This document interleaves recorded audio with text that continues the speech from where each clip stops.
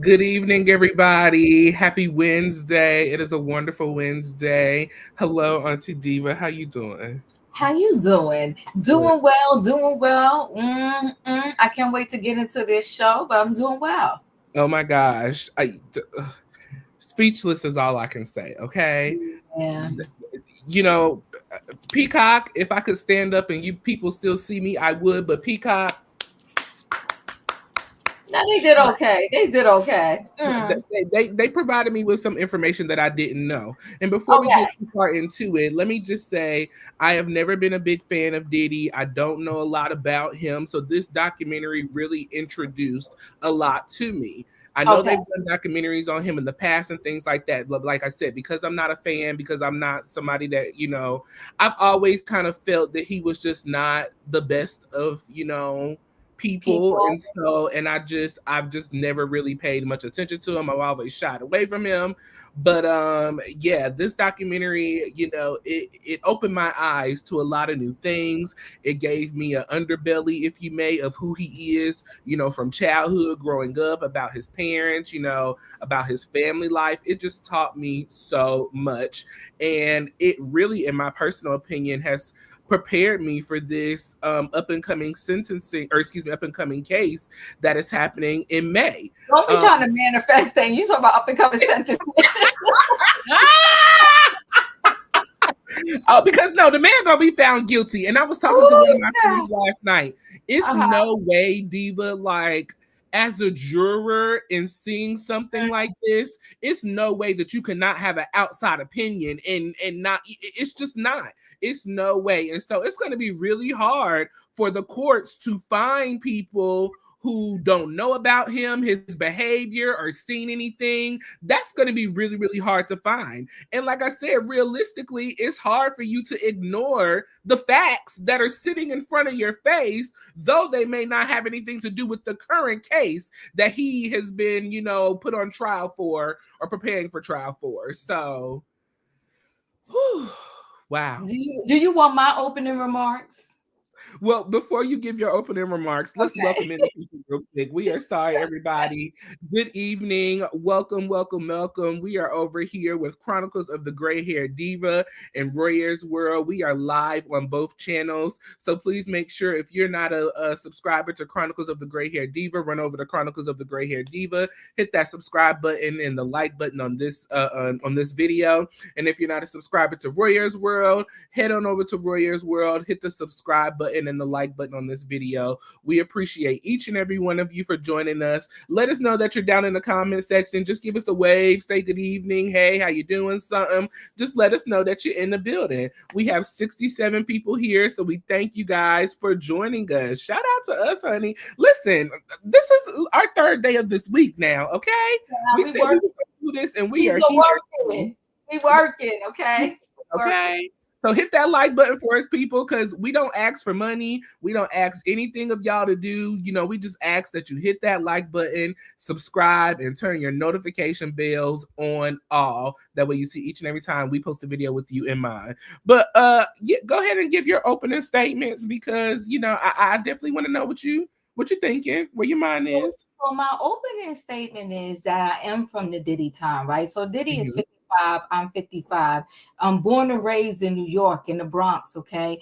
Family in Mount Vernon. Dad lived in Harlem, okay? Oh, you turned 31 today? Happy Oh, little baby, happy birthday. birthday. Oh my God, for 2 years. Thank you so. Can Thank you believe you. that, Diva? I cannot. I I cannot. just It's and just just a little secret for y'all that don't know, me and Diva have never met in person. This is mm-mm. a cultivated relationship, literally Yeah. based off of YouTube, Amen. like literally. Amen. Amen. So happy birthday, Raheem. You always come through and support us. We totally Yes. appreciate you. I pray that you enjoy this birthday year and blessings upon blessings upon blessings upon you and your family. So happy birthday. Sing a little happy birthday real quick, because you know how to do that. Happy birthday. Happy birthday. Happy birthday. Happy birthday to you. Period. Ah! I got the chops still, just a little bit. They still here. Come on. Oh, listen, Roy, I'll be your manager and I won't Diddy you.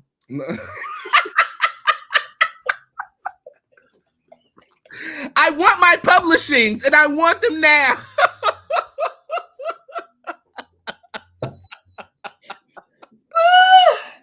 I'm not going to Diddy you, okay? Oh, I won't do that. Okay, so let me give my opening remarks. Yes. Born and raised in the Bronx. Have family, lived in Mount Vernon all their life. They have since moved, and like they said in the documentary, Mount Vernon is a second big. Mostly everybody and each other know. They know if they don't know you, they know of you because that's how small it was there, right? And when that what's his name? Heavy D's funeral, I mean, it was jam-packed, blocks and blocks of people. So I say this, do not personally, of course, but do I know Diddy through the music, through that time area, through that period? Absolutely, because I grew up during that time period. I was there when Wendy Williams said, she did blind items, what she called blind items. Listen, because of Wendy Williams, we live here on YouTube. Yes. Because of Wendy Williams, all of these other talk shows are blossoming. Because of Wendy Williams, Hot Topic is a thing because of Wendy Williams. I mean, literally. Wendy Williams was, I will definitely say, many people want to say they've been telling the truth for years. I will say this, Wendy Williams can definitely be known as one that was telling the truth for years. And she got slammed, crushed for it, fired for it, and everything else. But she kept her head up and she kept going. So yes, I loved the bad boy music. There's a lot of things we love and like until we find out the dirtiness and the darkness behind it. And then you're like, oh my God, OMG. So just like there's R. Kelly music that I love. Do I love what I heard this man did as a person? Absolutely not. Do I love his music? Do I think he had a talent he could sing? Yes, I do. So yes, I grew up on the Diddy era and that music. Absolutely love the person I thought he was from what I saw watching him in the music videos on TV. And what I gotta say about Diddy is this. He's a prime example, and I'm not talking about the sinister stuff. He's a prime example of manifesting in the sense of, well, you know what, in every sense, the bad side and the good side. This man knew that he wanted to be the biggest thing in music, and he became that. But see, if you do biblical and I believe in God and I'm not one that's, oh, y'all don't do this. I'm not ultra religious or whatever. I believe in God. But I'll leave that there for that. But I say this, that somewhere in the Bible they said it's in the name. You got to watch what you named yourself. You got to watch what you call yourself. It's in the name. And there's the story, the prayer of Jabez, but we're not here for Sunday service right now. But it's in the name. So when you name your company Bad Boy Records, where do you go from there?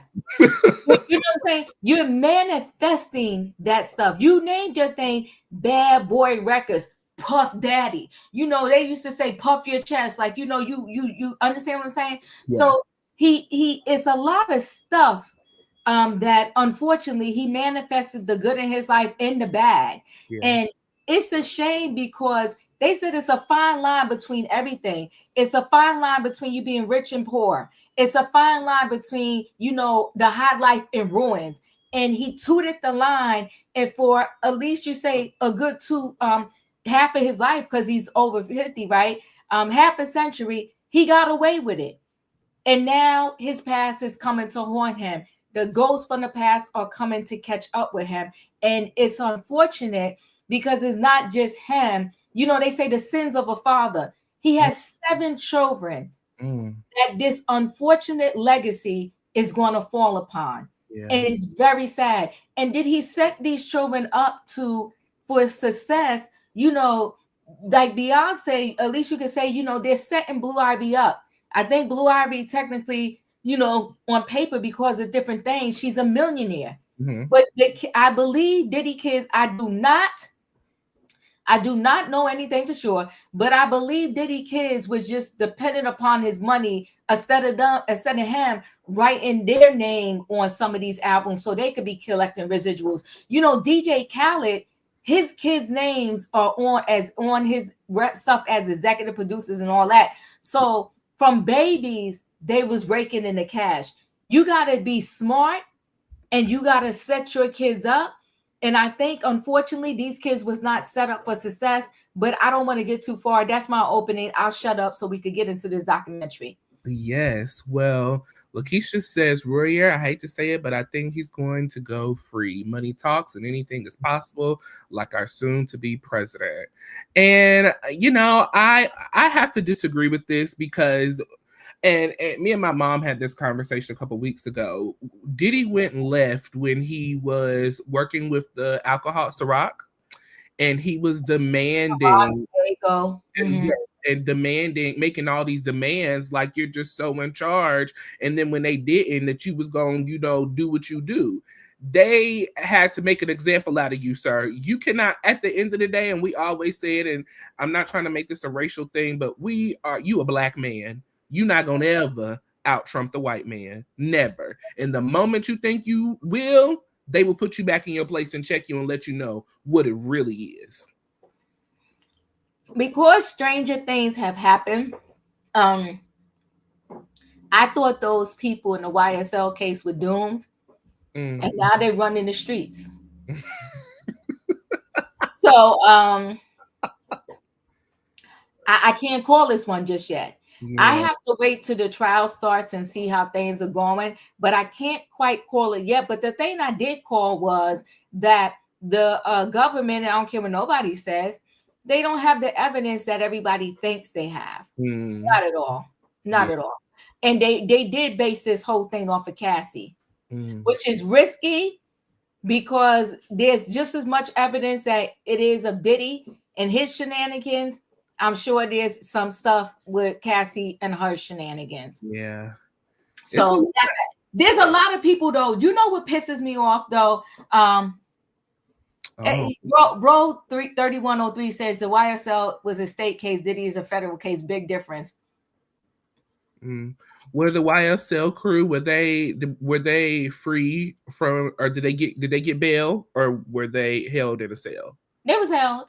Okay. They was held, but because I think the worst one that got the worst deal was what's his name? Why is his name slipping my mind right now? But you know what? Here's the thing. Either way, and everybody said federal case. Either way, though, the evidence they have against Diddy is all based on Cassie. And I'm gonna see how this thing goes. I will tell you this, Royaire, not that I'm psychic, I'm not none of that, but I do look at the facts and I weigh them out before I speak. A lot of stuff I said that when nobody believed me when it first happened, it came to fruition. That's all I'm saying. But we're gonna carry on. Go on with the situation. Yeah. Well, like you said, you waiting to hold out. But if you want to do another friendly bet, we can now. Now, me and Diva had a nice little friendly bet, between the two of us. During the holidays, Diva thought they was gonna let Diddy out for the holidays, and I told Diva, no, ma'am, that man is not going nowhere. He gonna sit in that cell until May. Here we are today. So I did. There's that this case is multi-layered, but we can make another bet. But wait, let's do the. We make it at the end of the documentary. At the end of this recap, we'll make a bet. Okay. Starbucks, go ahead. Okay. Well, listen, y'all. Look. Well, you know what, Callie, come on, you on the train with me tonight. How can Cassie say she couldn't leave when she did in fact leave? Also, she's not flat out saying she was physically couldn't leave. It's just implied. You better talk, girlfriend. You better talk. Yeah, Lakeisha, listen, we do bets that we don't collect on. So yes, you can join in on the bet. Yes. Okay, we gonna make our bets at the end. Okay, go ahead. I'm down for that. Well, listen, like I said, we're live on both channels. I have dropped the link for both channels. So here is the link for Diva's channel. Make sure you go over there, like and subscribe. And then here is the link for Royaire's World as well. So do the same. So let's get right into this. I'm gonna give us just a little bit of background to kind of set us up. So, Peacock did do this documentary, Peacock is coming through, this new streaming service. If you don't have it, apparently that is the wave of the world, that everybody is going to streaming services. So get your streaming service. Peacock, we would love, a little appreciation for the endorsement. So thank you. You're welcome. Here we go. Hello. So, like I said, this is called Peacock Presents Diddy, the Making of a Bad Boy. Okay.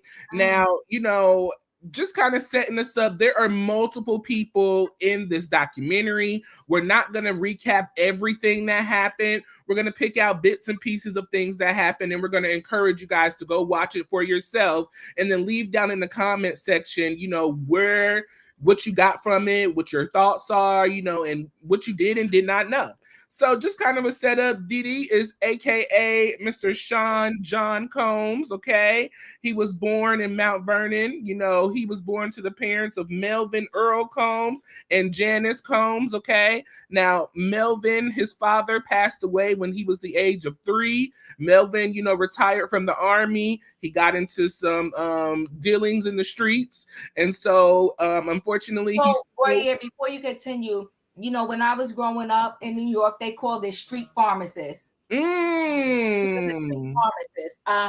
That's what they called it out there in New York. I don't know what they call it. Right, and they street prescriptions with the little paper, with the little notepad. Okay. Well, he was into the street pharmacy, okay? And so he accidentally sold some of his pharmacy products to a cop, and so he got caught. And so the cop, I guess offered him a little deal. And so he started snitching and telling his business.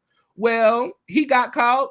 And so, unfortunately, he was taken out. No one knows exactly who did it, what happened. They do know he was shot to death, but he was taken out. And so that left Diddy with just him and his mother, Sean and his mom. And so Janice and her husband were able to build a house out in Mount Vernon. Mr. Melvin left them pretty well kept with some cash, and so she, at the time was looking for someone to move in with her, I guess to help pay the rent cover. And so we are introduced to Tim.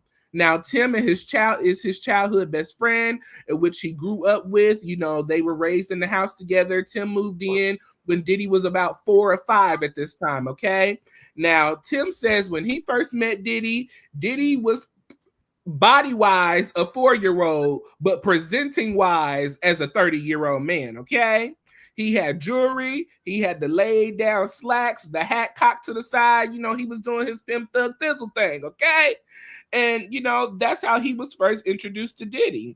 And so the documentary kind of opens up giving us details, of, Diddy's just foundation of, because his dad left him money. He was able to go to private Catholic schools. He was, able to have jewelry, the finer things of life, just doing his thing. So, Diddy did not grow up less fortunate, if you may. He didn't grow up with ignorance. He didn't grow up not knowing. He did not know about his father and what happened, and he found that out through the streets, just kind of hearsay and what, people said and, didn't say. But that is kind of the foundation of his life, where things began. He went to Howard for a little while. Once going to Howard, he ran into another friend named Melvin kind of introduced him, into the music business industry and things like that. So, Diddy went from palace to palace pretty much. He never really seen that struggle life according to the documentary and what they have shared thus far. So that's kind of the foundation of where we are. Anything on that? Yeah, we can also do person by person if we want. Royaire, I'll talk a little bit about Tim, the childhood friend. Yeah, the childhood friend lives off the grid. Currently. Yeah. I mean, he lives off the grid, right? And so Tim, I was trying to get a feel for Tim and why Tim even decided to participate in this documentary, and I gotta let it marinate. And maybe next week I can really come with my real thoughts about Tim. But I also know Tim is he has his own pain and trauma too.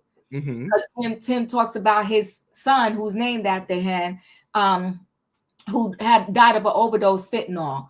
So Tim talks about how he came to know Diddy how he came to live with Diddy, him and his mother. And I feel like, yeah, Tim is grieving his son and his friend. Yes, Nabi, yes. I feel like Tim probably should have sat this one out. That's just my opinion. And the reason why I'm saying that, Roy, is it's like I feel like everybody. Oh, they said I'm freezing. Yeah, Oh, you are glitching up a little bit. I don't just like yeah. here Oh, okay. and I'll keep going. Oh, yeah. that's ugly. Okay, after I finish talking, maybe I'll hardwire in and see if that works. Okay. So, um, I feel like Tim is grieving, and this was not the time for him to come do a documentary and talk. I do feel like he was a sincere friend, but you know what? Sometimes as friends, they could come knocking on my door to ask me about my friend Royaire, and I'm be like, no, I'm good, no comment. Yeah. If you got a friend who your family took you in when y'all needed a place to stay in a home, and now he's at his low point, and you want to tell the childhood stories. No, everybody say I'm freezing. Am I still freezing up? It's in and out. It's like you This is nasty. Good. I mean, right now you good, but who trying to shut me up from talking about Diddy? So my point is about Tim. I think this was a bad time for him to do this documentary. I think he's in pain and he's still breathing. And I also think, as a friend, personally, Royaire, that I'm not talking about my friend, period. There's some things, but this is from my time period. There's some things you take to the grave. Even if I'm not speaking to said friend anymore, I'm still not going to tell their business when we was once close friends. Can you understand what I'm saying? I can. Yeah. Oh. So how do you feel he's bitter? I caught that at the end, Nadi. I was trying to be nice, Nadi, because he's grieving on his tip. But Nadi, I'm on your train. I'm in the car with you. Yes. Okay. Yeah, if you want to hardwire back in, I'll kind of carry us into where we're gonna head over next. Okay, go ahead. Okay, yeah. I'll go hardwire in. Okay. So Tim, laid the foundation for us. Tim went away to the military. When he came back, that's when he kind of noticed the difference between Sean and him changing. He went to talk to Sean. He said, my name is no longer Sean, I'm Puff. And so that's kind of when he said he's seen the official turn from, Sean to going into this new era of who Diddy wanted to be. And so, that's when Diddy's life kind of took off. He went to Howard. He tried to get into the music industry. He became friends with Heavy D. He began to get in contact with a gentleman named Ron Lawrence, who had been in the music industry since he was 15. And so him and Diddy formed a relationship, which that's how he got in contact with Heavy D. And Diddy really always knew he was going to be a successful individual. He always knew what he wanted to do. And so he pressed for that. And so, he eventually became an intern over at Uptown Records. After he started interning, he made more connections with the upper heads. Diddy wasn't making a lot of money at the time. And so in order to kind of supplement what he wasn't making, he ended up being a party promoter. So he started promoting parties, kind of doing that, and, making more money and getting his name out there, not just in the industry now, but also as a socialite, if you may. And so this kind of enters into, this Puff Daddy era. Now I was unaware, Diva, of the City Park 9. Was it the City Park? City College. City College. Yeah, that's my era. Okay. Yeah. So see, I was very unaware of that. And so that's one of the things that I was saying, I did not know about, until I watched this documentary and never heard about that. So we are introduced to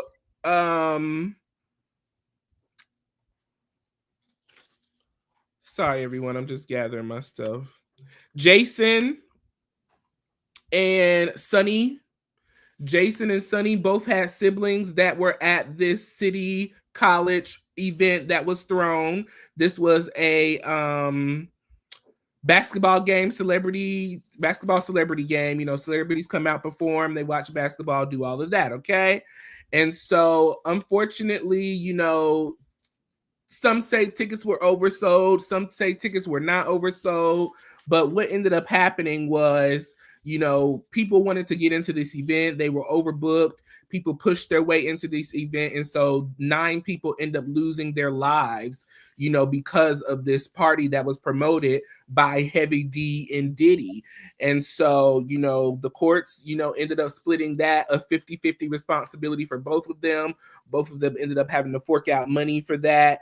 So let me jump in, Royaire, because that is my era. And let me just share a screen, because I interviewed the Jason that was in the documentary. Nice. So 8 months ago, can you share the screen? 8 months ago, I interviewed him. Okay, and Jason talked about his brother, and he talked about how his mom had a very good heart. And his mom was the one that said, at the end of the day, Diddy didn't wake up saying, I want people to be dead there. Right. So I interviewed Jason. So it was interesting seeing him in the documentary. Okay.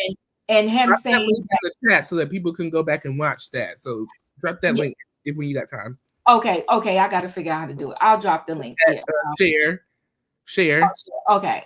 So copy. Okay, so I dropped that link because I did interview him. Very nice guy. Behind the scenes, very nice. In front of the scenes, very nice guy. Great interview. But let me tell you about that basketball game.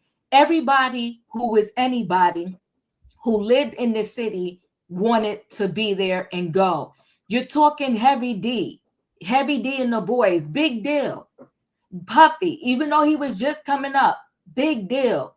They put so now, Royaire, your generation has all of this internet and the streaming systems, right? We appreciate you. Thank you so much. Much love. Thank you, boo. You're talking about, you know, the radio station was everything. We didn't have these streaming systems. So everybody, when you was in the car, you listen to 98.7 KISS. If anybody out there knows what I'm talking about with these radio stations, holler at me, right?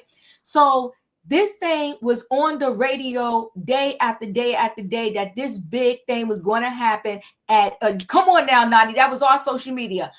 You know, this thing was on the radio saying that this was going to happen, and anybody who was anybody wanted to be there.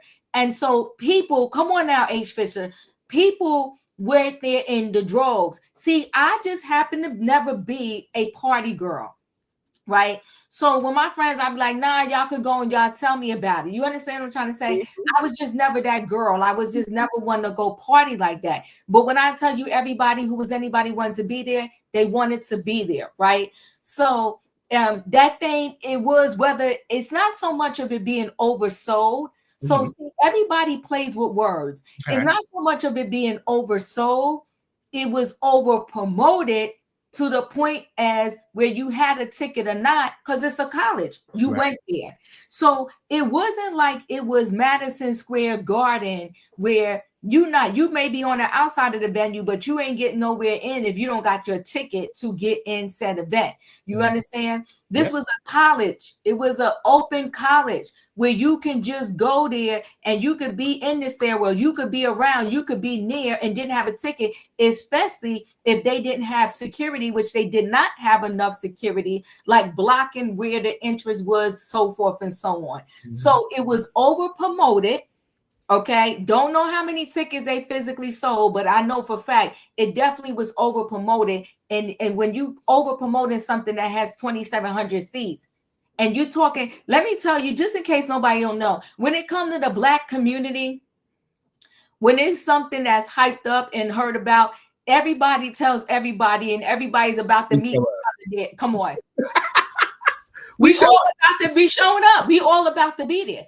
That's how Tyler Perry got so popular, because once one person went and saw his plays and they learned about Medea, Every time he came to town, it was like, are you going to see the latest Medea play? Get your ticket. And then 5 of y'all would get a ticket together, so forth and so on. So yes, it was, it was, what is this? Delete that person, Deadpool 272. I don't know what that is. Delete that. Okay. So, that was the case. So yes, it was a stampede. It was horrific. Yes, overcrowded. People got trampled over, like they said in the documentary. The piece that, the one guy who said his sister Sonia died, and Puff, he sat there and Puff offered him 50, and he told Puff off that, and the other. Right? Mm-hmm. Here's my problem I have with you. You accepted it. Where was your lawyer? Where was your lawyer? You could say, just like, listen, Royaire, tomorrow if I go to work at Target and they say, I want to pay you $8.50. If I accept the $8.50, then I find out you getting $10.50. Who fault is that?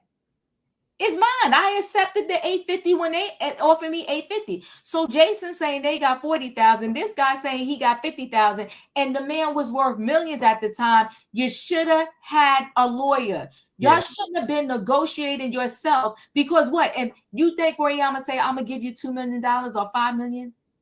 I'm gonna lowball you. And if you take it, that's on you. Now, this girl, Sonia, the brother said he walked out, but then he came back because he figured he could work with Puff. If you thought he was the devil by only offering you $50,000, why would you want to work with him? Mm. Why would you want to work with him?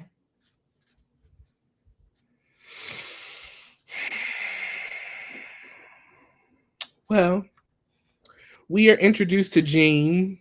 Gene is Diddy's security guard. Gene started working with Diddy around 1989, and so he stayed with Diddy until 2005. And so, Gene has seen a lot, he's heard a lot, and he said a lot. One of the questions that Gene was asked in regards to the City College event, did Diddy do CPR? Where was Diddy? Did you see Diddy? What happened? And Gene said that he did not see, hear, nor feel Diddy around him. And that whoever said that Diddy was out here giving CPR, they are liars. Complete lies. They showed interview clips from people on the news saying that there was no way that CPR could have been done because people were on top of people, trampling over people, all around people. Gene also introduced Diddy into the gang, the same gang. So Gene has played a lot in Diddy's life, in regards to introducing him to the street life and introducing him to the gang life. But also Gene says that he tried to make sure that Diddy was respectful of the people around him and respectful of his mother specifically. Gene said there was an instance where Diddy was, cussing his mama out because she was in his business. He told him, hold up. You don't disrespect your mother this way. You wouldn't have no business if it wasn't for her. And that he made Diddy apologize to Gene. There was another situation to his mom. There was another situation. Gene was in the studio. The ladies weren't really doing what Diddy wanted. And he said that he would take the ladies, drug them, put them on the streets, and make them do his work. And Gene said, what are you talking about? These are people's daughters. Gene, you knew about these events, but you stayed around until 2005. I was conflicted with Gene. What are your thoughts on Gene? First of all, Gene said, no, Diddy didn't give CPR. Did Gene give CPR? I mean, I don't like when the people trying to rewrite history. It's like when the people trying to rewrite history, this all cannot be on Diddy's back. And I'm not defending him, not at all, but it can't all be on his back. City College had a huge responsibility because it is their venue. Anytime I go to rent a venue, they tell me straight up, Royaire, the place only holds 50 or 75 the most, yada, yada, who, so forth and so on. And there's an overseer at said venue that'll let me know that do head count. Okay, so City College and the security on City College, because there's no college in this world that doesn't have security. Every college that I know of, they have campus police, not just security people. They got campus police. I'm talking even the community college has campus police. So when the campus police saw that it was that crowd and all the people was on the steps, why didn't they do something? Why didn't they ring the alarm? So I get it. It's easy because Diddy is the low-hanging fruit, right? Everything, even if he was giving CPR, if anybody know about CPR, you cannot give CPR to 2-3 people at one time. You can help one person at best. And really, technically with CPR, at the very best, they like 2 people on one person so that y'all could switch up. One person is pumping the chest, and they actually now we say that even if you, because nobody wants to do mouth to mouth anymore because you never know what somebody has. So they said even if you simply just pump the person's chest, it's better than nothing. But I don't know nobody that can pump when you got to use 2 hands. I don't know nobody that can pump 2 people or 3 people at one time. So this nonsense of he did CPR, didn't do CPR, that conversation, it was just stupid to me because I'm like, does it even matter? How many people can one person help at a time? And the average people don't know CPR. And I doubt even if, even though the one guy, because I think that was Diddy's friend, okay, talking about he talking about, I saw Diddy. Robert said he saw Diddy do the CPR. Okay, and I'm like, okay, you doing too much. You doing too much. You his friend, right? So because he's going to talk about he saw Diddy do CPR. Let's talk Gene.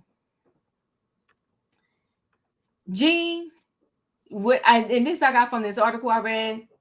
He's the bodyguard that's seen everything but told nothing.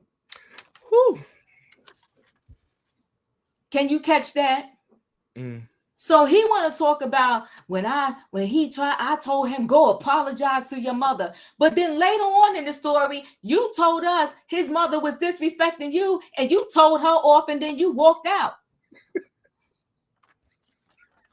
So you told him don't disrespect his mother, but then you disrespect his mother, and you said you left and you never came back. Gene, stop. Look, in the words of your girl, look, the lies.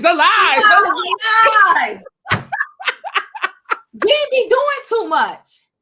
I'm sitting there, I'm listening to him. I'm like, really though, Gene? And I didn't see Diddy. Well, how could you see anybody really and know for a fact where anybody was when that City College situation was chaos? Chaos. So somebody could, when you're in chaos, somebody could be right next to you and you don't remember or don't know because it's chaotic. I have been to several times the tree lighting in New York. It is packed. And although it's a calm situation, it's packed, and you are literally on top of strangers like this. Once they light the tree and everybody about to disperse for you, you are like next to a stranger like this. And the people you are with, y'all are like holding hands together so y'all won't break up and get lost. So for him to give us this dramatic story, I didn't see Diddy nowhere. Well, I'm sure he was running or doing whatever in the chaos just like everybody else. And that, let's keep in mind, 22 he was, right? Yes. It was a mess. Yeah, he doesn't know what to do at 22 in regards to that type of situation.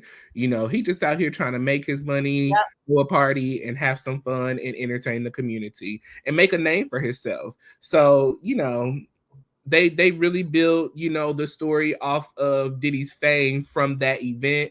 I don't know if you want to come out and restart your page and come back in, and I'll let you back up. I'm still glitching? Yeah, I would come out and then come back Okay, I'll go out and come back. So they build, they say that Diddy kind of built his reputation really off of that event. After that, City College event, he really kind of took off in the media because it was so big. And that's when he really began to, gain a foundation of who he is, in the music industry. So, kind of after that, he is working in Uptown Records, he's doing his thing. And so now he is now come in contact with Al B. Sure. And so Al B. Sure is kind of entered into the scene now. They're ushering him in, kind of letting us know, in regards to how him and Al B. Sure were connected. So make sure you go watch it and check that out. One of the biggest things that Al B. Sure noticed in regards to Diddy is that when he walked into the studio, they were in a session. Al B. says that Diddy walked in with his girl. He's seen Kim. Kim and Quincy had a baby by then. Albie and Kim had a baby by then. The baby that was Quincy. And so, Albie says that Diddy was, checking, Kim out, and he wanted Kim, and that everyone in the room knew that Diddy wanted Kim. And what Diddy want, Diddy got, and so bitter. Oh my God. To the end, okay? To the end. Bitter, Betty. He bitter as heck. Yeah. So, Albie said, Diddy wanted him. He said, I wish I had a beautiful girl like that. He said, you do. Your girl is over there. Next thing you know, Kim was in his arms. They were in a relationship, and they were on and popping from there. They say that Kim and Diddy had an up and down relationship throughout the years, even though, they were in and out, broken up, not together, even though that was the circumstances for Kim. According to Gene, they were always together no matter what. So, just kind of skipping around towards, Al B. Sure. Al B. Sure talks about, Kim saying that she was not allowed to see their child, Quincy, because Diddy did not want Albie around Kim. And so in order for Kim to protect Al B. Sure's life, she told Al B. Sure, just to stay out of it. Do you, we gonna do us, we'll be okay. There was words said by Diddy that he adopted Quincy. Al B. Sure says that there was no official adoption taken. Quincy's last name is still Brown, and it is what it is. He said, Kim was not sick prior to this whole pneumonia situation. And it was very strange to him how all of a sudden, Kim falling sick. And so now, after they have broken up, and allegedly Kim was recording and writing, her private stories about what was going on behind closed doors with her relationship with Diddy. He is alleging that Diddy was the one that took it upon himself or had something to do with Kim's untimely passing. And so, as Keisha said earlier, it's giving bitter, it's giving upset. He alludes that he knows the individuals that Diddy set up for him and his circumstance in regards to his health condition a couple of years back. He alluded to Heavy D being a part of that situation as well.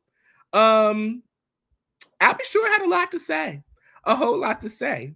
And the things that he didn't say, he said he couldn't say because they were in regards to the current case that Diddy has today. Woo, woo, woo. So Al B. Sure was giving off bitter. Mm-hmm. Al B. Sure was giving off that the fame, the money, the notoriety that Diddy, made, it should have been him. Yeah. He said little people know that he funded Uptown Records, okay? He funded the startup of Uptown Records, and then he gave his accolades or whatever the case may be. When you want to sit on my screen and tell me that the female, the mother of your child, Quincy, she was protecting you instead of you protecting her, sir, I got no words for you. You should have told her, don't worry about protecting me. Let me protect you. And this is how we're going to do it. So you were convinced to stay out of your son's life because she told you she was protecting you, and if you tried anything, you wasn't going to be here. I just cannot right now with that. Now, listen, I had pneumonia at 40 with 0 symptoms except a backache. Was in the hospital 14 days. Healthy people can get sick and pass.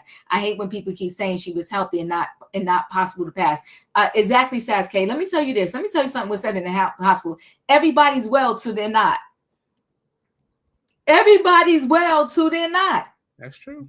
And there are babies that pass away just like that. So what I don't know how they saying you know she was, but listen, I don't know the truth behind Kim Porter's, passing. Mm-hmm. But what I want to say about Albie Shore, he did seem a heck of bitter in this thing. Like he got a real bone to pick with Diddy. And it's like now he got a lot of mouth because Diddy's behind bars. But maybe your Kim Porter, your Kimberly, would have still been here if while you knew what you knew in real time, you manned up and you spoke up about it.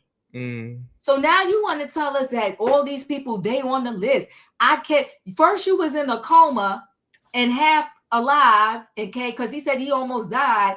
But now with one eye open, he was writing a list of all the names of the people that was coming to see him, and I guess set him up to take his life. Listen, I'm mad and not mad at Albie Shore.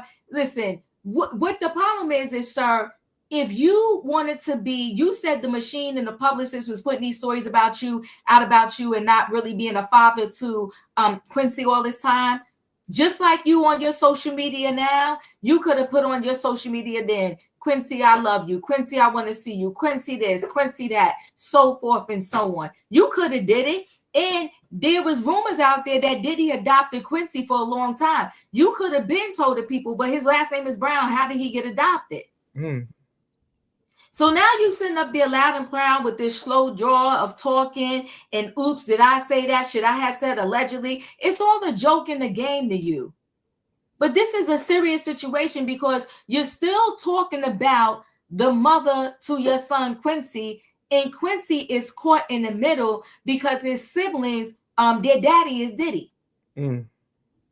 And also he caught in the middle because at the end of the day, whether you want to call whatever you want to call Diddy or not call Diddy, he sees Diddy as his father. And that happy birthday video, he said Pops. Indeed.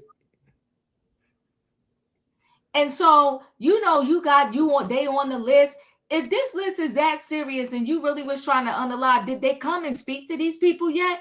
I don't know. I don't know why everybody's waiting to give us a big surprise about the evidence they have against Diddy. I'd rather you just give us the evidence. That's what we're here for. That's what this documentary was about. And a lot of people in this documentary kind of tiptoed and played around and, with wording and how they said things. And that did kind of irritate me about it. But then at the same token, I'm also trying to be gracious because these people are alleged victims to a man, who possibly did things to them. So I was trying to, look at it from both, still have a gentle viewpoint from it, but I still want the truth of what is going on. Tell us what's happening. If you really want this man off the streets, you're going to open up and be honest, especially at a time like this. This man is behind bars. He doesn't have as much as power or control as he would being out free in the streets, able to do whatever he wants to do. So yeah, that was a lot of this documentary. A lot of people kind of cricking and cracking their words into making it, something and whatever. Word salad. A word salad. So, at this point, Diddy has become A&R over at Uptown Records. He's got Kim. She's his eye candy. She's doing her thing. He's got a $55 million advance from Clive Davis. He has gone and opened up Bad Boy Records. He's doing his own thing now. He is somebody, okay? Now, at this time... Before you go on, I darn near fell off my seat. Who gets a $55 million advance? I ain't never heard of such a thing in my life. Well, like he said, there are certain things that you got to do in this industry to get up the ladder. So. Go ahead, continue. Now, those was Diddy words, not mine. I'm just that part. Go ahead. I said a $55 million advance. Can you imagine that? No. A check that he wrote out for $55 million. So, we kind of dive now into a few other individuals. We have an employee that has decided to speak up. He met Diddy in 2015, 2016. But the industry is nothing to play with. He almost lost his life 3 times. He Ooh. did say that. He said it wasn't the first time. Yeah. He did say that. Yeah, he did. And But see, he's still what I would call, forgive the language, pussyfooting around. yeah, yes. Tell us about the other two. What happened? Where did this happen at? What did he do? Yeah. You said you got the names of these people who did it. You said you got the files. Say their names. Call these people out because they are just as guilty as Diddy is. We got an employee who, worked with Diddy from or he met Diddy in 2015, 2016. He's a music producer, musician. He's a writer. He says that a lot of the times that working with Diddy would be yelling in the studio, throwing things around, making outlandish comments. People accepted it because he was the boss. He was the head. He was in charge. But this individual felt uncomfortable. This individual said that Diddy, made attempts to touch him, to make advances at him, to wink at him. Diddy showed videos on his phone of men, doing what they do, and, said, this is how you grow in the industry. And if you want to be a part, here you go. This young man was offered clothing from Diddy and what they consider it branding, blood in, blood out. And so he received his bad boy gear. And once he received his bad boy gear, one of his responsibilities was to go into clubs, bars, restaurants, whatever, and recruit young ladies to come back to Diddy's home and, make things happen. This individual said anytime that there was a red light, all red lit up room, that it was going down. Your thoughts on that individual? So here's the thing. I'm gonna be very honest with you. As much as I give some people the side eye, I do believe that Diddy did things. I'm not removed from that, right? Stuff happened. So how do I put this? What I don't understand is how it seems as if so many people just literally said nothing. I get, the threats. I understand that. I'm trying to wrap my mind around this thing. And okay, so I could get being afraid and scared, but it baffles me when some of them continue to work for him and be around him after he displays such behavior. I roll with the 50 Cent idea. Is once Diddy said he wanted to take him shopping, 50 Cent ain't had nothing to do with that man from that moment forward. That part. So I'm just not understanding how I don't understand it, but I felt that person's pain a little bit. Mm-hmm. And I do believe said things happen because listen, they said Diddy will walk around with no clothes on and want you to meet with him and talk to him or whatever. He had issues. He definitely had issues.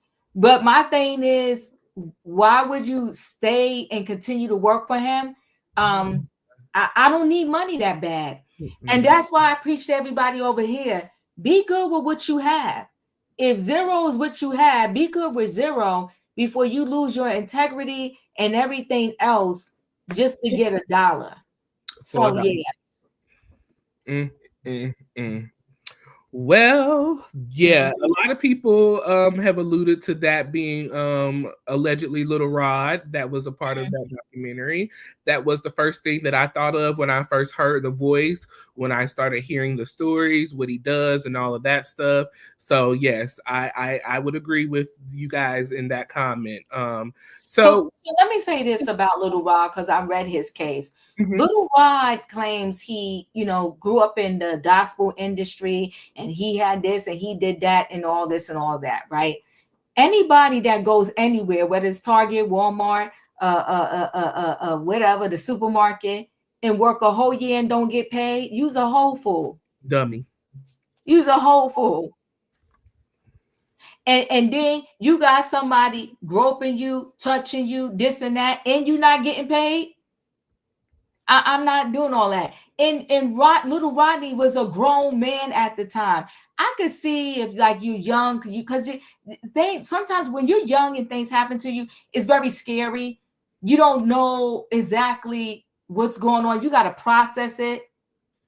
But he's a grown man, and you went to work for Diddy because you wanted that money. Mm-hmm. And you allowed a whole lot of stuff to happen. And you claim before it happened to him, he claimed he's seen other people getting substances, passing out and getting violated. And you watched that and you stayed until it happened to you. Come on, little Rod. Foolish. A whole fool.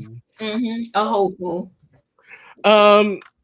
Another individual, Sarah Rivers, she was a part of the making of the band crew. She was on the band. She talks about Diddy threatening her and the bandmates as well.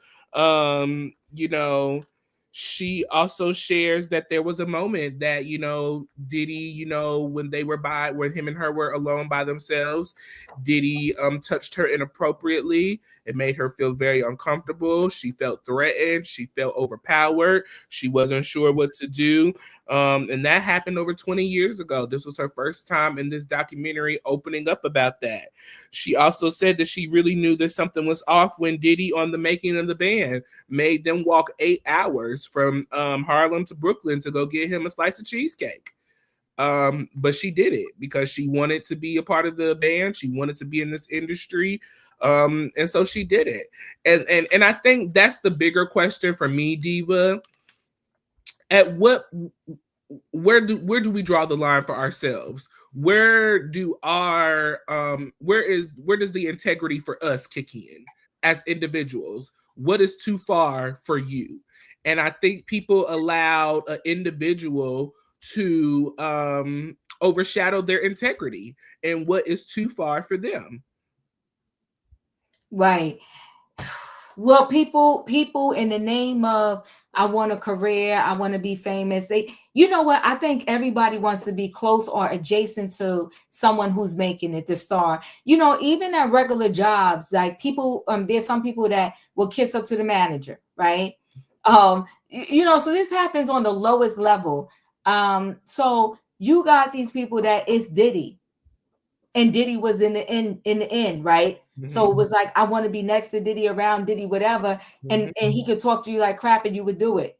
Like, and like the one girl said, we walked 8 hours. I'm not walking 8 hours for nobody. Nobody. Making the band would have had a show.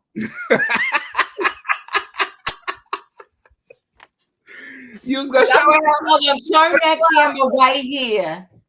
If he think I'm walking to get him some cheesecake, I would have been the one to bring him back some cheesecake from a local supermarket.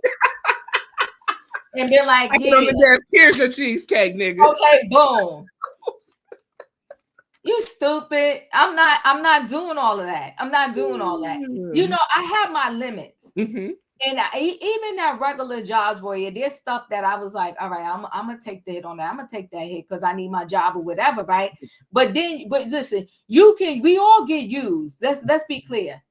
You can use me, but you can't abuse me. When it go into abuse mode, I'm done. Cut. Scene over. Cut the cameras off. Cut the cameras off. Take this mic off of me. No, we ain't doing that. Y'all doing too much. Doing way too much. But you know what, though? For those individuals, I feel like that production company and whoever, I don't know, I forgot, but I think it came on MTV. I think all of them should be responsible, too, because y'all seen the abuse. Yeah. That's abusive, having somebody walk 8 hours. Abuse in the work environment. Yeah, yes, it is. Come on now. You better talk, Royaire. I think so it's like it's funny that they just all on Diddy, but what about the people that was holding them cameras, rolling those cameras, and who produced and promoted that show? Yes. Yeah. Yes. You know, one of Sarah's final comments in this documentary is that she never wanted to be around Diddy unless there were cameras on. Anytime that there were no cameras, she did not want to be around because she was afraid of what he would do off camera. That same employee that they did not name in the documentary, he also said there was a situation, where he had to turn on his camera because he was afraid of what Diddy might do. And so you will see that in the documentary as well. They talked about Dawn from Danity Kane, how she has also filed a lawsuit against Diddy in regards to SA, being deprived of sleep, food, and rest. A lot of people really spoke up. We've seen Lisa Bloom, the attorney in this documentary, also talking about, the many victims that she has come across in regards to him as well. Anything on that? Lisa Bloom is like her mother, Gloria Allred. It's the foolery for me. Oh, my client, and I have many clients, and he's this. And then we had Ariel Mitchell Kidd, the lawyer. He's Lucifer. Then she wanted to talk about her debunked client, Courtney Burgess. I'm like, Courtney was found out to be a whole lie. So I don't know when they filmed this, but they should have re-edited it and cut that piece out, because Courtney Burgess is a whole lie. Because it ended up him saying that he didn't really have no taste. He did have taste. He didn't have taste. He never saw no minors. And then he said he never even viewed the tapes. It's the foolery for me. Yeah. And for you to be a lawyer, like, I'm not going to sit there and go to law school, which is, I want to say, a whole nother 3 years after you finish your 4 years. And then you got to pass the bar. And I'm going to waste all my good education on some foolery, some notary to be attached to this Diddy case. And I got clients who's acting a whole fool in these streets and don't seem reliable. I'm not doing it. Not at all. I mean, Lisa Bloom and her client, Don Richard, I think the problem is that many of them had is that you said he did all of this to you, but yet afterwards you still was in this man's face. I'm not going to continue to hang with the devil once I realize that I'm with the devil, Royaire. I know who he is. Yeah. Right in my face. What more do you need to see? What more do you need to hear? There's nothing more to say. There's nothing more to add. You know who this man is. Let's move accordingly. Accordingly. So we're gonna kind of get ready to wrap up, because we're about an hour into this, and we still want you guys to watch this documentary and get your own personal opinions and views for yourself. I do want to talk about his friend Ron. Ron brought up the all-white parties. Him and Ron went to college together. They reconnected a few years later. Ron said that he was first introduced to the white parties, by his job. He went. He had a time. He said that there was a time limit for the adults, and then there was a time for the children. And they show a clip of Diddy doing an all-call, 15 minutes for kids, 15 minutes for kids, okay? Ron was... He's a fool.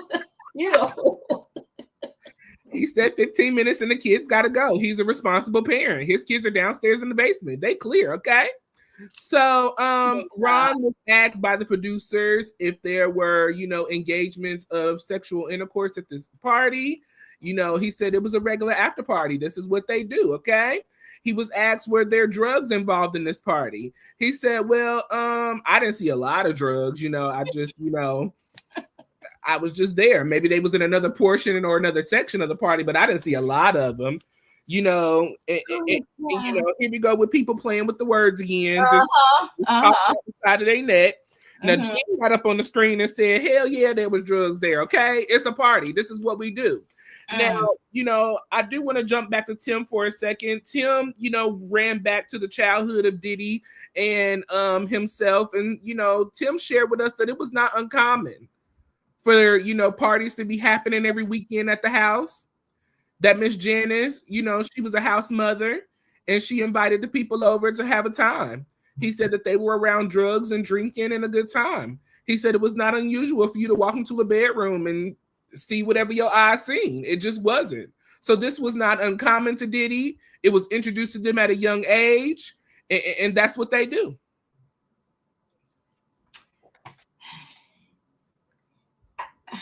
It was a lot. Let me just say this about Tim. I thought it was a tad bit messy that in Tim's home that they took They went. Hello.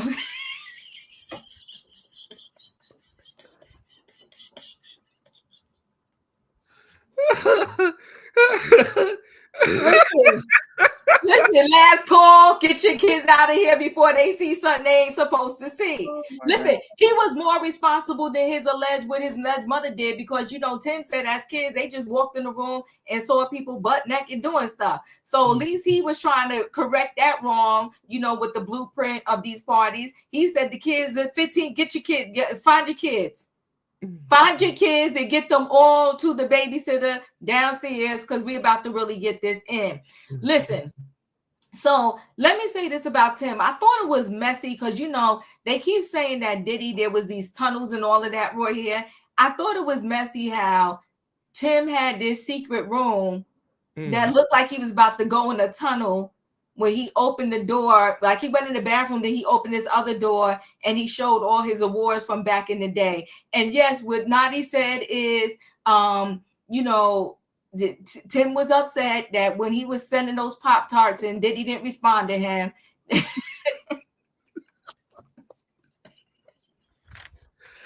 I said, who the hell is going to take a Pop-Tart? Sir, what? But Tim is on the spectrum. Tim needs to heal. No, listen, that other one is a true Diddy friend, because Ron is a true Diddy friend. He's down to the end, okay? Down on to the end. He's a true friend. Yes, amen. Because honey, he said, I mean some weed. I saw weed, but I don't know. Maybe it was in a different section or something. Yeah, I don't know nothing about that. You know what? Shout out to Ron. I would like him. I would like to be his friend too. You understand what I'm saying? Yeah, he's a good friend, because he said he don't know nothing about nothing and this, that, and the other, and he don't know what had went on. And he said yes, he was at some of the after parties, but it wasn't nothing crazy. So shout out to Ron for not trying to rewrite history. Okay, yeah. So that's all I gotta say about that. Okay. Yes. Just these last few things. We had a faceless victim who came up. Protect the children. 15 minutes. 15 minutes.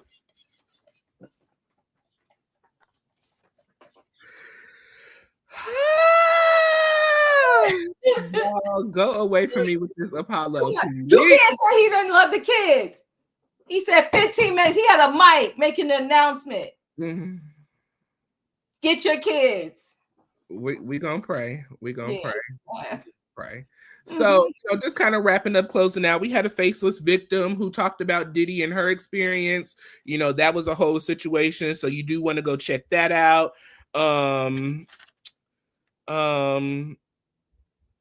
There were rumors. They did talk about Diddy, in regards to the rumors of Biggie and his passing. They touched a little bit on why is his name slipping my mind? I'm so sorry. What's the other? Tupac Shakur. They talked a little bit about that as well. This was a lot. This was a whole lot. And the best thing that I can tell the people is to go watch it. Watch it. Listen, pay your little $5.99, $7.99 for Peacock. Grab a friend's password or email. You gotta check this out. Listen, we ain't above sharing, okay? We are not above sharing. Is caring, but go ahead. Caring. That is what the people say, okay? So anything else that you would like to share? I'm gonna, show a little preview of this actual documentary. I'm not gonna play the whole thing, but just a little smidge of it so that you guys can just kind of see what it's about. Anything before we do that? No, go ahead. Show the preview. Show the people. Combs is a monster. I want to speak about this now because I've witnessed everything. Whoa. I think Sean Combs can get away with anything. I've known Sean since he was 4 years old. That's my little bro. He already knew what he wanted. I can be your manager. Just give me a chance. I went to a lot of puffy parties. These were the parties that you needed exclusive access to get into. He thought that if people fear him, they respect him. Honestly, I didn't want to be around him unless there was cameras. Nobody's shooting me. Nobody's shooting me. Nobody's shooting me. When Puff was around, it was like, uh-oh, get it together or this could be over. You got me acting crazy in front of all these people. Something is not right with this. So I'm going to stop it there because that's a minute. I don't want to share anything over a minute. So I don't have no issues with that. But like I said, you want to go over to subscribe to Peacock and check out this documentary. It has been full of a lot of information that we may or may not know. It put a lot of puzzles and stories together for me as well. So go check that out. Make sure you hit the like button on this channel. You know, shout out to Ron, as you said, because Ron said if he seen Diddy, he wouldn't know what to say. You know, he was confused. He don't believe it, and he's still working his way through all of this. So you got a friend in Ron Diddy. Trust and believe that. If you gonna mess with it, leave anybody alone, leave Ron alone, because he's loyal to the core, okay? Yes, he is. Yes, he is. Ron kept it 100. He said, I don't even know.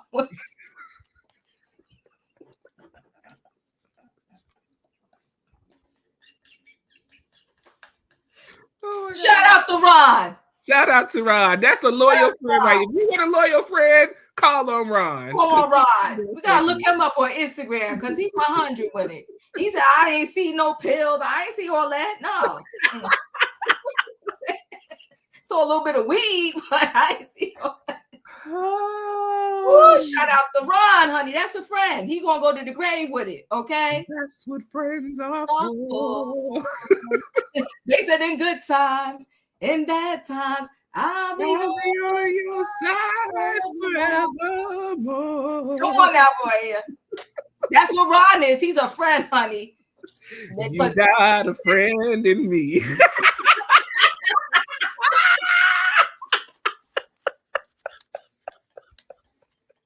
Ooh, you ain't lying, Ron and Stevie J. But you know what? Stevie J went dark. Where is he? He has. He went dark. Woo. I don't know if the feds got him. Look, they was barking up his tree. He said, let me mind my business and get up out of this. Because at first, listen, before Diddy went to jail, he was hanging around him. He was the only one still with him in Miami. Standing strong. He was capping for him on the Instagram. Mm-hmm. And now he dark. Where is he? Where's Stevie J? Somebody go find him. I guess he wherever Stedman and Curtis at. So. Go ahead and close this out for you, because you know we messing around with here all night. Yes, this has been our recap of Peacock Presents Diddy Making of a Bad Boy. You know, this was a very, very good documentary. This is my first documentary that I've actually watched on Peacock for such a current event that is happening right now. You know, the people came through, they said what they said, they did what they did, you know, hopefully they are willing to stand on business if something, you know, comes up to where it is time for them to speak. You know, a lot of the times the people will stand on business when nothing is going on, but then when it's time to stand, nobody wants to stand. So hopefully these people will keep that same energy throughout the years, you know, and when it's time to speak up, speak up. If there are any people who are experiencing abuse, any kind of hurt, any kind of pain, harm, or anything like that, please reach out for help. You are not alone. You know, workplace disruptions or anything. We are in an era where speaking up is the thing now. So talk, go to therapy, see your PCP, you know, follow through, because your life is important. You are important. Stick to your values. That's one thing that I took out of this interview. Stick to your values, stick to your core. You know, once you draw the line, don't cross your own line. Woo! And anybody else cross your line. Stick to the guns and let it be what it's going to be. Make sure you hit the like button on this video. Each and every week, me and Diva go live, normally on Mondays and Tuesdays, to recap Married to Medicine and Real Housewives of Potomac. So we did do that this week. So if you missed that, shout out to the rewatch crew. Go back and check that out for us. Hit the like button. If you're not a subscriber, hit the subscribe button on both channels and your notification bells on all. That way you see each and every time we post a video with you in mind. Shout out to the 133 people that are in the building. We totally appreciate y'all. y'all. We love y'all. Shout out to our regulars who come through regularly and to support us. And for the newbies, welcome, welcome, welcome. We hope to see you back very, very soon. Anything, Auntie, before we go? No, they said Stevie J and Bell Evil on Russell Simmons.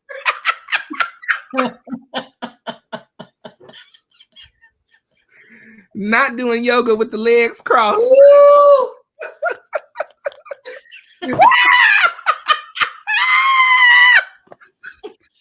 He's stupid. You a fool. We love y'all. Namaste. Namaste. Namaste. We love y'all. We love y'all. We appreciate y'all. Hit the like button, subscribe, notification bells on all, and we will catch y'all next time. Good night, everybody. Bye.